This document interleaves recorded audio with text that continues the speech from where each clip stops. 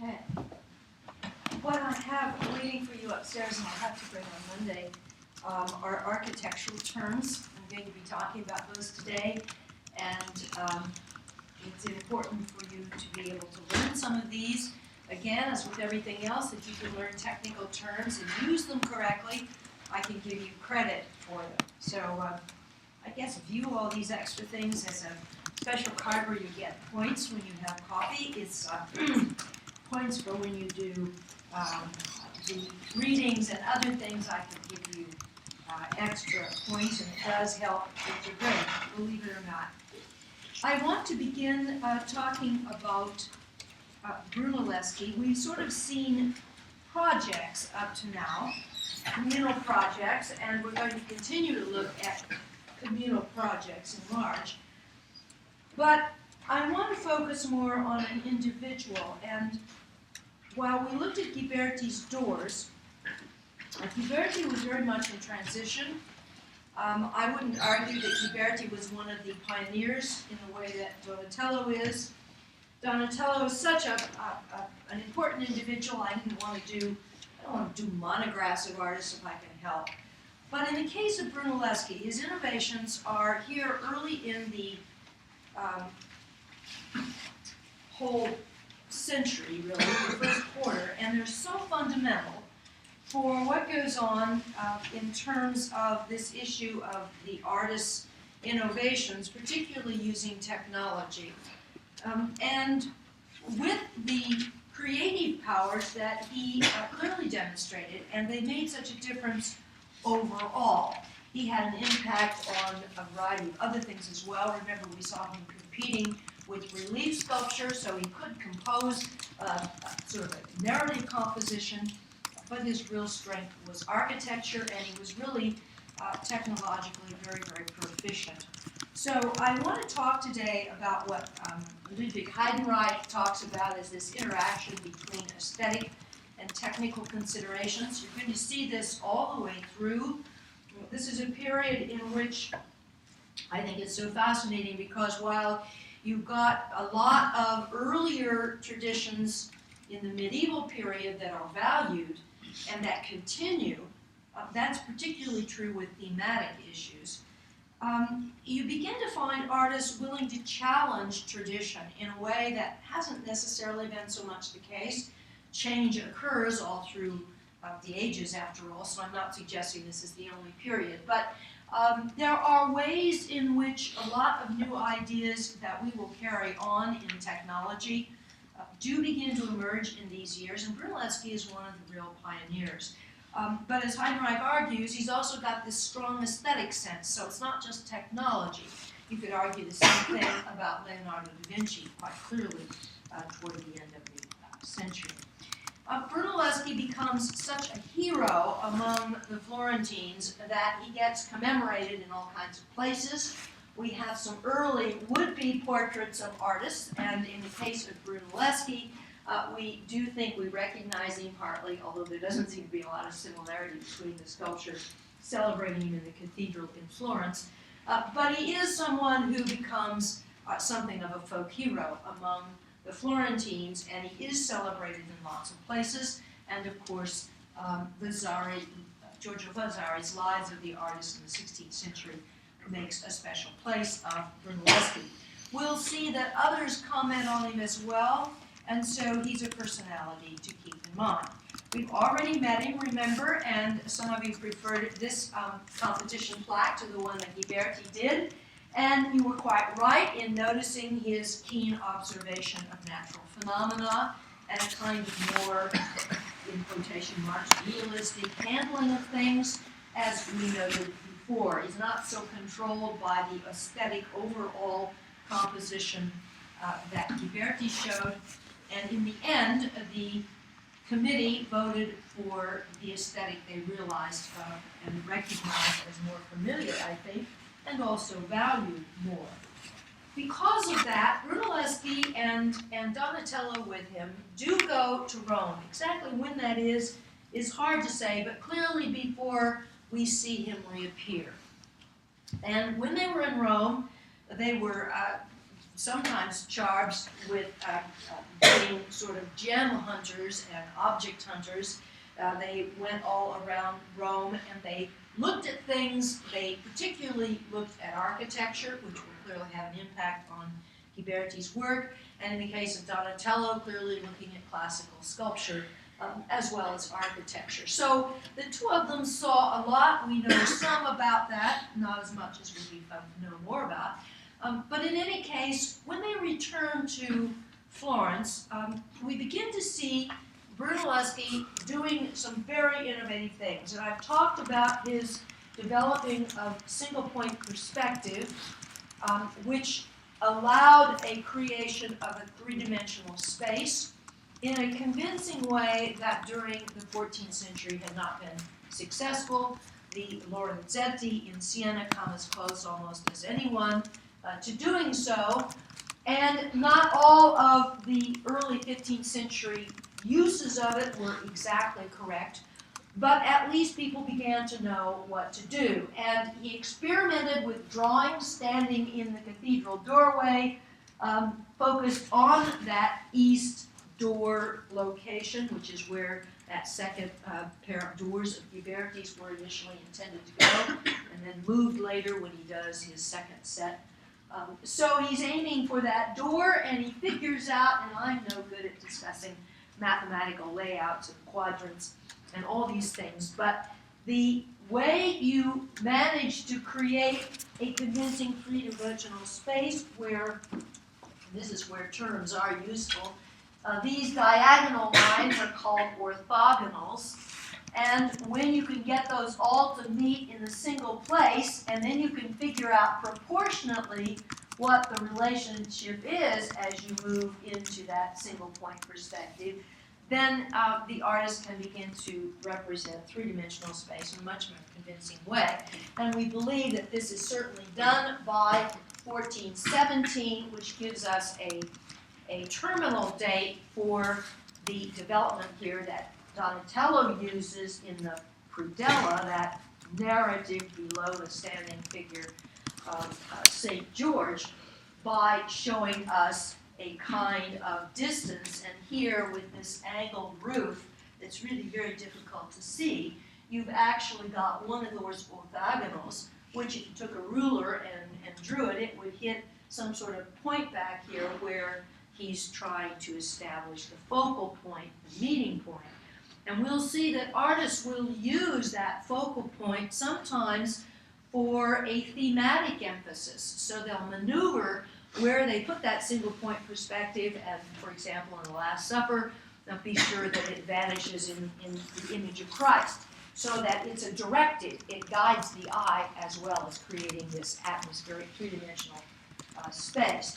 So Brunelleschi is already dealing with mathematics. We know that he is well educated in a lot of technical ways, and he clearly was studying the earlier ideas about this, so that he comes up with a theory. Now, we're going to find throughout this whole period that the emergence of theory is one of the main arguments that distinguishes manual labor and what's called the craft, such as we saw illustrated under Nani di Banco's Four Saints for the Stonemason and Woodworkers Guild.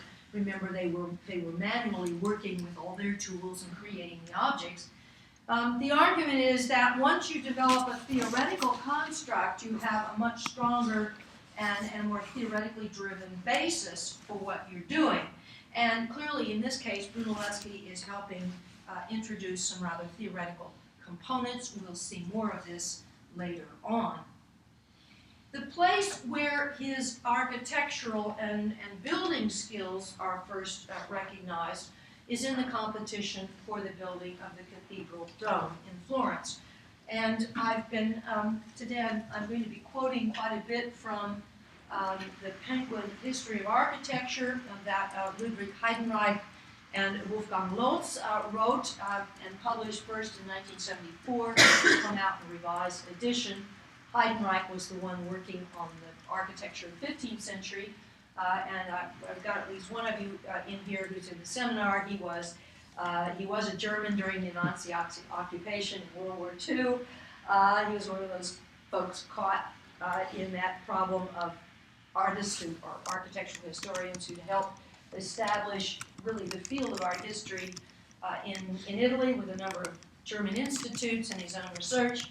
And then suddenly the country he's from begins to have a government policy that wants to take a lot of that art back to Germany. Well, in any case, Heidenreich is a very good conceptual historian. He got out and he went to NYU.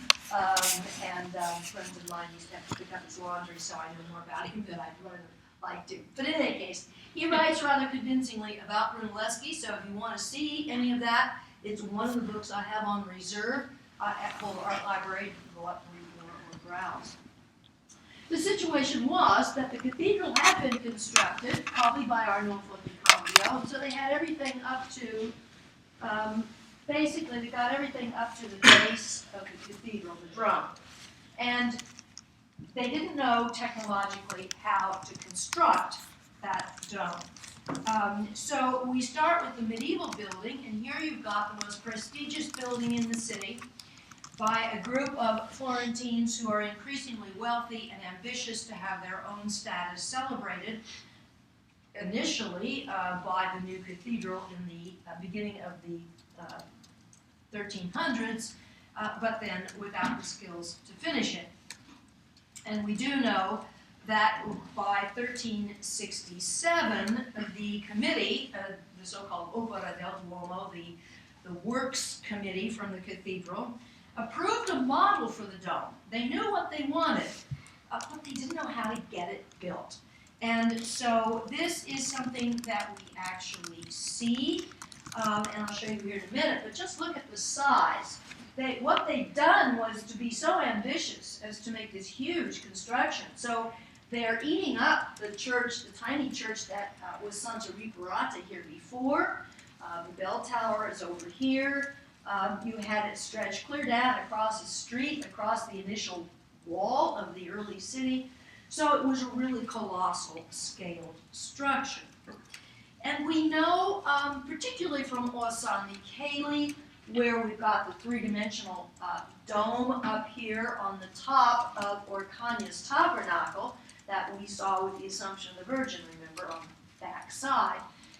Here it's really hard to see, but it is a dome that's high, that has ribs in this rather fancy way, with a lantern on the top.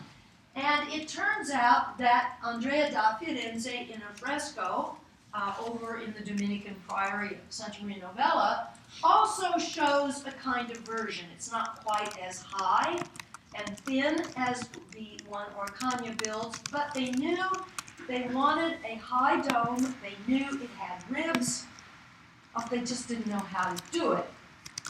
And so that is our challenge. And I'm quoting quite a bit from Heidenreich here because he really puts it in a way that I think is better than most others. He notes that, in fact, the dome is done in a Gothic medieval aesthetic, but that giving it the technical means for construction were lacking, and it took over 50 years. Sorry, my typos. The practicalo is not a word. The practical problem, which he argues is almost a spiritual challenge. So we've got by 1410 most of it up, including the supports for the area around the choir. All of that's built. We just don't have the way to finish it off. Really an important lacking area. So it's the program to get somebody to build this by 1418 that was the challenge. And once again, Ghiberti and Brunelleschi are competitors. But this time, it turns out that Brunelleschi is so much more skilled in the technological end of things and in architecture that he takes over the supervision, and by 1432, Ghiberti will have already had another competition door awarded to him, and he's got other things to think about. And the two men are not getting along, and so Ghiberti gets out. But already by 26, Brunelleschi is basically in charge. There are biographies of Brunelleschi later that hype the disagreements between them, which are clearly believable. But in any case, Brunelleschi really wins the day. Now, I have asked you again to pay attention to source material. It's not as much fun as some that we're going to have. But in this case, we actually have the announcement still that whoever is willing to make a model or a drawing for the vault of the great cupola of the said church, which pertains to the construction, may do so by the end of September. So they actually make an official announcement, and this is a kind of reconstruction here in part of what Brunelleschi was planning, and when we get a really isometric drawing, you can see a little bit better what he was proposing. He solves the problem by applying the system of a double shell. And you see it here with an interior shell and then this exterior. And it was to build this scaffolding in the middle that, to try to construct it, that was part of the problem as well. And he simplified this overdone means of support that had always been necessitated before by their knowledge by reducing the weight of the masonry. He tried some ingenious brickwork that he'd actually seen in Rome, what we call the herringbone technique. I'll show you in a minute. You see that a lot. I have an uncle who was an engineer, and he got to Rome for the first time, and he was overwhelmed by the herringbone brickwork. So it really is quite noticeable. That coming from classical antique buildings. And then there was a horizontal cable with chains. I don't quite know how that would have actually worked, but we got rid of that too.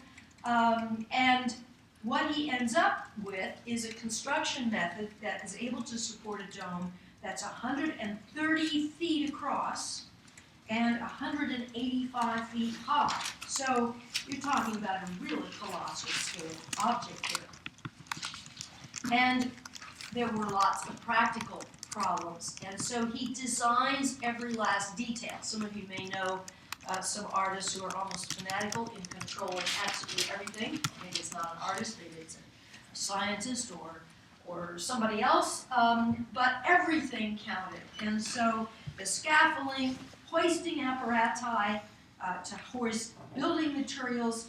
I don't have a Heidenreich quote here, but we do know that he even figured out a way to haul lunches up to the workers so that they wouldn't lose 2 and 3 hours coming back down for a long lunch. And he got a license. In other words, he got a patent for some of these ideas, and it was one of the first of that sort of thing also awarded.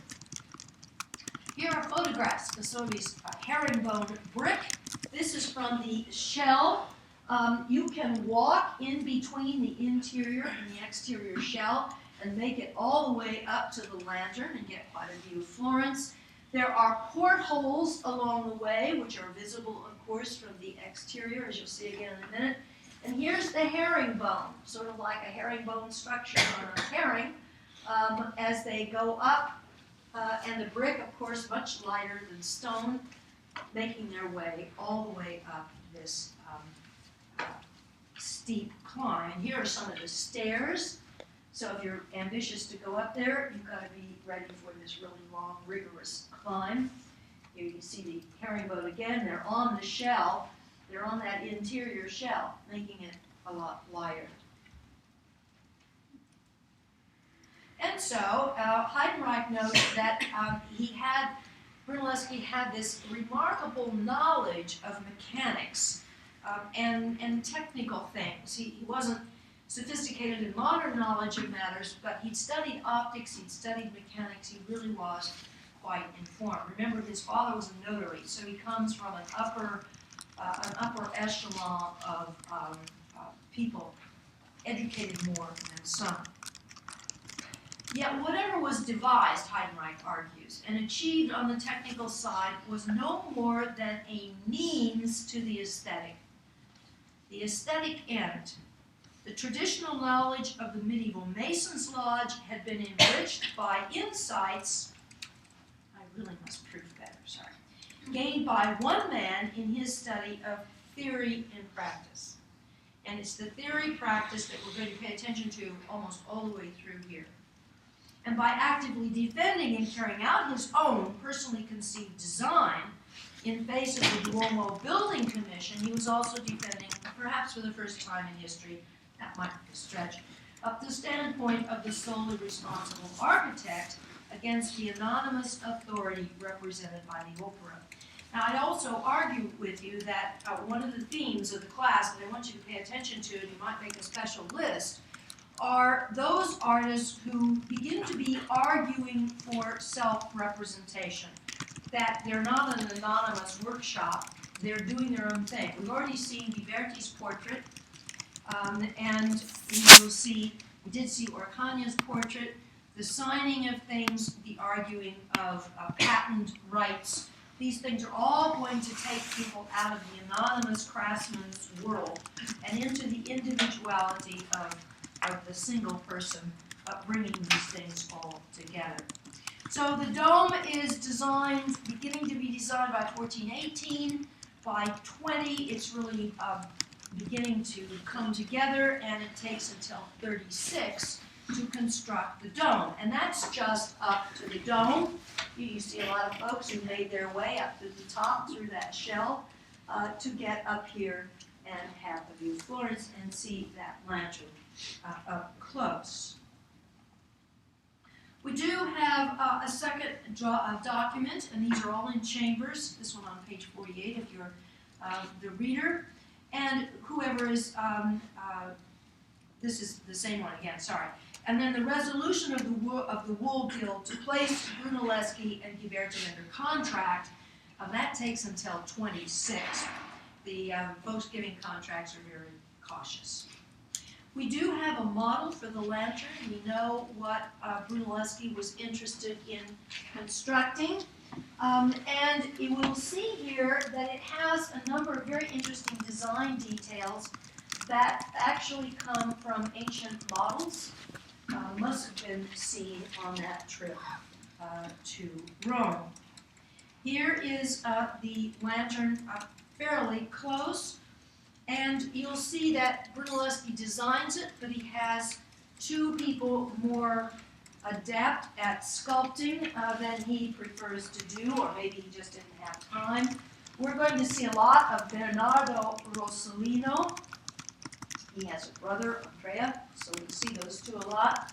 And Michelozzo. Michelozzo is known more for the architecture. He was helping in the tomb for Pope John the 23rd that we saw earlier. So he makes his way back and forth between the architecture of Brunelleschi and the sculpture of Donatello. He's kind of in between both of them. He will be the designer of the Medici Palace, so we'll see a lot more of Michelozzo along the way. It really takes them until the 40s, into the 40s and the 60s to get this designed. The church is already consecrated and opened in the 40s. Now, the dome has on it, and I'll have to show you a better detail, maybe the model does. You can see that there's an interesting kind of indented area here. We've got high arches in the middle, and then the supports over here on the side, and a tiny arch with a very interesting motif that I particularly want to focus upon, because that seems to come from Rome, and one example would be the Arch of Janus in the Foro Barrio, where you see, and this is pretty worn now, but in the top of this four-sided arch, there are actually shell niches. I don't know how well you can see those, but they're right up there at the top. And they seem to have inspired Brunelleschi. In any case, they appear here. You can see them a little bit better.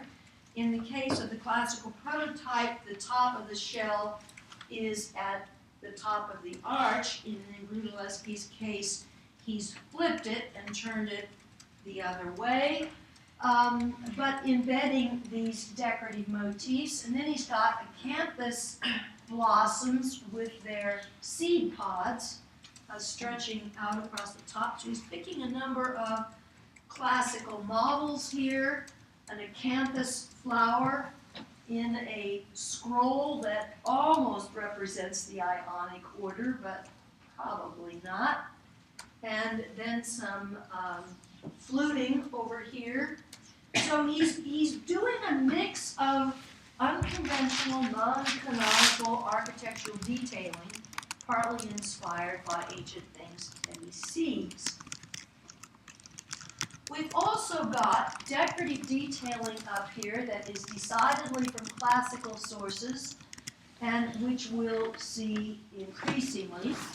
What we call the egg and the dart motif. So it sort of looks like an egg, and then there's a dart here in the middle. And then a bead and reel down here, and also sort of up here. Handled in different ways. Here you see the egg and dart again, and more of the bead and reel down here. And an arch that you could say, well, that looks medieval, that looks like a Romanesque arch. Yeah.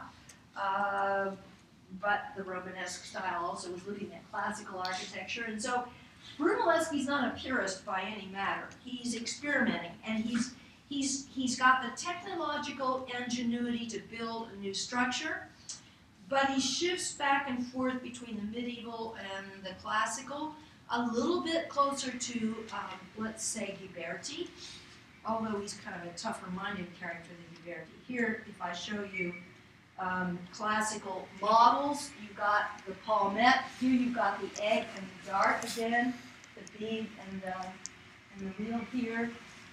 Or up here, sometimes taken over and put on, and this is an Ionic capital. So they're studying all these things. They're doing measurements, they're doing drawings, and they come back and experiment in a kind of hit-and-miss way. And we'll see that nothing is really canonical until we get mid-century with the architecture of Alberti. You can't see it very well. I've got a better black and white that's on that Xerox upstairs in the machine waiting for me to pick it up later on. So we have with the lantern a lot of motifs that show the innovations in a more decorative way. And you could say, well, maybe that's some of Rossellino and some of Michelozzo, and that is true too. But chances are, if it's Brunelleschi's design, they are largely his ideas, and we know he and Donatello are really fascinated with ancient sources. Now, Brunelleschi does a very interesting architectural project and very often they get all these commissions kind of coming together. So this is going up as he's also working on the cathedral dome.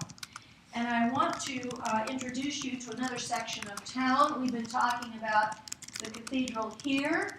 If we go down the Via dei Servi over here to this spot, I'm going to be talking about a building that's right here in this area, on this open space in front of this church, which is called the Annunciation, Santissima Annunziata. And what I want to show you is the facade of a new building that Brunelleschi is hired to construct. It is to house orphans, and it's to be paid for by members of the Silk Guild. Again, now the Silk Guild is a wealthy guild. This has all kinds of fascinating implications in a whole range of ways. First of all, where are these orphans coming from in this culture of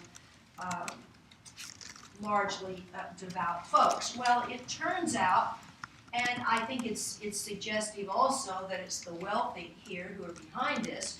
Yes, it's philanthropy, but we also know that there were lots of orphans that were produced from the domestic help working in a lot of these upper middle class households. And there is, in fact, particularly from the 30s on, more and more importation of slaves. They come from the central part of Mongolia, and when the Black Sea gets closed with the fall of Constantinople in 53, the slave trade moves more to Africa. And so a number of these children are biracial, and they are deposited here because there's really not a family structure to raise them. So by 1419, the establishment of a hospital is done. Now, Brunelleschi will design almost all this layout, but I want to focus on the porch because it is in detail, captures what his sort of building ethos is otherwise.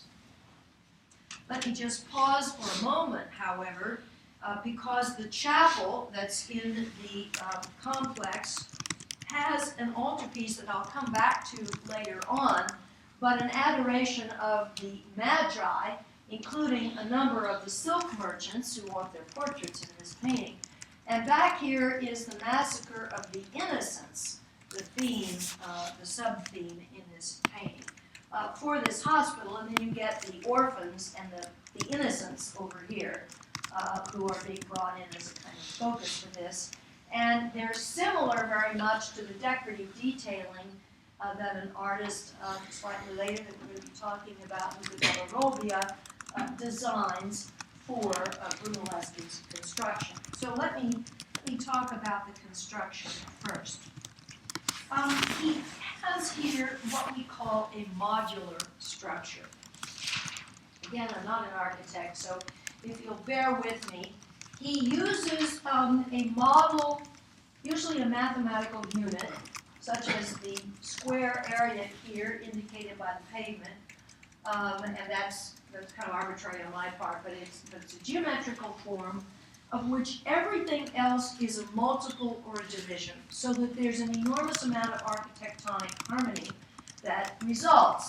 So the very carefully paced distance between each of the columns, the proportionate height, the veil vault, what we call a veil vault, as if you had, I guess nobody uses a handkerchief these days, but a scarf, a square scarf that you hold on four corners and put above a fan, and it will blow up and arch over, very much the kind of archway here on the corridor.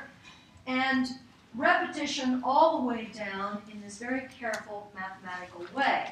He uses a kind of Corinthian capital. It's not a pure form, but a decorative capital on a column, and by and large creates this very harmonious area. And the same is true for the courtyard, this one intended for male children.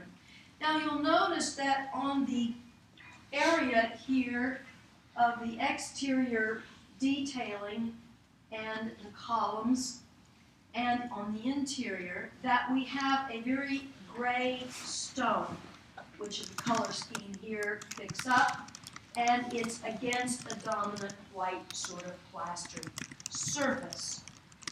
That is a stone that is known particularly for its quarries around Florence. I just brought back, I should have passed it around to you, just brought back a wonderful stone from a walk, sort of right along an area like this, that has a lot of that Pietra Serena sliced in with other things. It is the area from which Rossellino comes. It is an area where we're going to see Desiderio da Settignano particularly celebrated. This is a relief sculpture we're going to look at. This is that beautiful gray stone again. It's a fairly soft sandstone that can be carved. This is one of the tonal values, but they vary quite a bit. You see them in the sidewalks, you see them in the walls, you see them in the regular stone all around. So this was quarried nearby. It's fairly easy to carve, and Brunelleschi uses it for all of these details. We also have the columns supporting the springing of the arch, I'll address that in a few minutes. We've got a cornice up here, and we've got triangular pediments. So a little bit like other things that we were seeing there on the lantern, it's a very curious mix between classically inspired forms and late medieval forms. So here, if we look, we see again that column supporting the springing of the arch, which is really a telltale motif for him. But we also see periodically his use of this fluted would-be Corinthian kind of what we call a pilaster. I liken it to the British term for bandages, plasters, or band-aids. It's flat. It corresponds with the architectural orders, which I bring for you on Monday. And in this case, it goes up through the capital level here, right on up to a flat cornice. So he's being innovative here. Parts of this relate to classical sources. And then later, Luca della Robbia will put these images of these orphans on the facade of the ospedale, or the ospedale degli innocenti, or the hospital for the innocents. Once he's demonstrated his ability here, and he's got the commission for the dome of the cathedral, then he is commissioned to do work at what we call San Lorenzo. San Lorenzo had started life in the late antique period as the location of the Cathedral of Florence. And then that was shifted over to where we see it today. But San Lorenzo remained a very important church. This is what it looks like in its medieval form. And Brunelleschi was commissioned to remodel the building.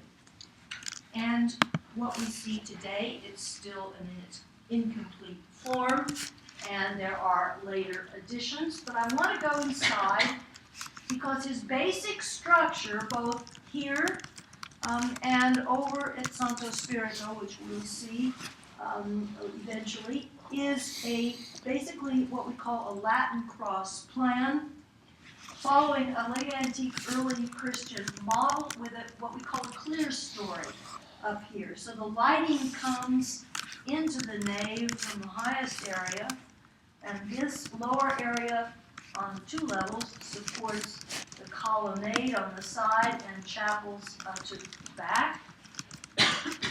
And let me show you a little bit more. We've got the layout. We have 2 types of ecclesiastical constructions, basically.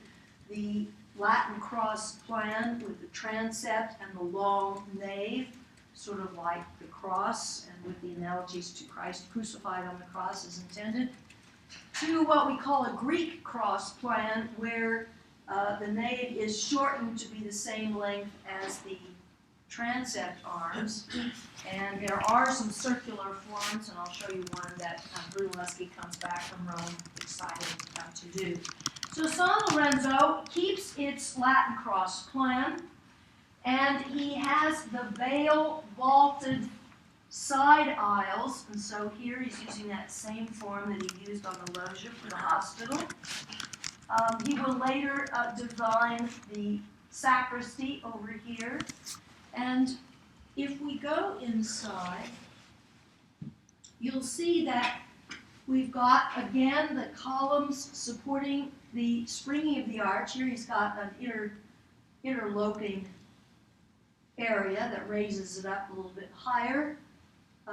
The molding up here, and then this is that area we saw outside, the so-called clear story on the very top. And it is a reflection of the late antique early Christian buildings that he would have seen in Rome, and I'll show you one of those in a minute. The side aisle, here where these veil vaults are, have the chapels, and it's here that he uses the pilaster again, which in many ways echoes the column because it's right in front of the column, and so, or is it on the side? In any case, is another variation, but really is the same unity of the architecture. Notice there's a flat coffered ceiling, So, if we look at the late antique, early Christian Basilica of Santa Maria Maggiore in Rome, you've got that same coffered ceiling, wood, it's coffered, it's lighter. You've got the lighting that streams in up at the highest point and fills the whole nave with this light. So clerestory, C-L-E-R-E-S-T-O-R-Y. And here you notice not only the coffering, spelled that way, but that these columns do not support the springing of the arch. They support what we call a flat entablature, which is another term that I want you to learn so that you don't stumble about trying to describe things. This is the way it was done in classical antiquity, not the arch. The arch, by contrast, comes from the medieval period, and in Florence, it's visible in the Church of Santissimi Apostoli, which is standing right there in Florence over near the Arno River. And there you can see, this was built in the 1100s, you can see this column with this kind of quasi-Corinthian capital supporting this great big arch of bricks. Okay? And it's pretty dark over here on the side. Notice, too, that they don't have classical columns here. These are stones that have been stacked together and rounded off to create a column. So that is a difference as well. So if we come back to San Lorenzo, we've still got that more medieval tradition of the central nave with the columns supporting the springing of the arch, as at Santa Apostoli. But we've got the clerestory lighting, we've got the coffered vault, we've got these giant pilasters in the back supporting the a kind of decorative entablature. They're suggestive, they don't really function so much as supports. And all of this is done in that very soft sandstone pietra serena, or the gray serene stone that he's using. And he develops some decorative molding up here on the top and handling a very sophisticated decorative detailing. Here's our shell motif again, right up above the door. The cloister repeats much of the same thing, although now he's using what we call the Ionic order, which kind of has a scroll on each side. And here he seems to have some sort of stronger full stone support. And you can see the clerestory again. He uses a circular kind of portal or porthole above in the chapels on the side where it's darker. And he uses those circular forms also in the drum of the cathedral dome, which I should have emphasized and didn't. Let me just introduce the innovative sacristy that he also designs. And it is over here on the side. And the proportionality that I suggested that he works with in a modular form for those easily seen veil vaults on that loggia that he does for the hospital, or again the proportionality that he does for the interior. I should have emphasized, you can't see it very well, but it turns out the module of the San Lorenzo is roughly one of these pavement areas, so that everything is a proportionality of that building module. Well, in the new sacristy, if I give you what we call an isometric view, as if we were down underneath, shooting it up, you see he's got a dome up here, perhaps inspired by the one of the dome that he's doing for the cathedral. Both of them look like umbrellas, and if you think of an umbrella with its metal pieces and the cloth in between, and you push it up, it's kind of the structure that we got here, so that the support comes largely here from the ribs, and there's not so much weight in the support in between. He's using these portholes again, this time up in the dome. He's got a lantern that provides a little bit of light, And then he's got this interesting elevation. What he creates is a perfect cube. And so you see it a little bit more. It's hard to photograph it. This is the vault, which seems to, if you look very closely, seems to float free. And so we've got the portholes, we've got the ribs, we've got the light from the lantern, and it's all trimmed in the Pietra Serena. And then in the spandrels here that separate the vault from the walls, you see some circular compositions. These are by Donatello. Perhaps I can come back to those. They're not done for a little while, not until the 40s. Brunelleschi didn't like them very much. He didn't like these things disturbing the harmony of his interior. And you'll notice that there's a coat of arms over here, because this whole space, as well as a lot of the decision-making in hiring Brunelleschi, was coming from the Medici family. We're going to talk a lot more about them. But Cosimo and his brother Lorenzo wanted this space not only for the priests to prepare for their ceremonies, the storage of their implements and their clothing and their books, but also as a burial area for their parents, which in fact it turns out to be. So here's our view from the exterior. Here are our portholes that are up here in what amount to be the drum of the vault. And if we look at it straight on toward the altar, and this stretches things so you can't see that cube quite that he's created, you see that he's using the Pietra Serena again.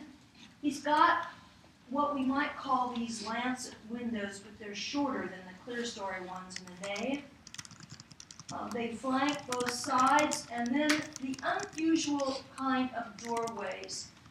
The doorway with a bronze door, designed by Donatello, a classical pediment, a relief sculpture up here again, and I'll come back to these. These are added by Donatello. Most notably, we've got our pilaster again that we had in the nave over on the wayside by the chapels. But it's handled here on both sides, and so it takes on the illusion of being a pier. A pier, remember, is the square-sided support like we have in the back on either side of the case, if you look at it. That's a pier as opposed to a column. It's like a leg. So it's an important distinction, and we'll talk about that more as we go along. He's got little colonnettes, or down there bigger than that, I guess, columns with an Ionic order. So he's paying some attention to the Corinthian order and the Ionic. There is a hierarchy in these things, and I'll come to that eventually. But he's using a couple of different forms. And he repeats this all the way around, and he's got a frieze with little angel heads in them. But that's all.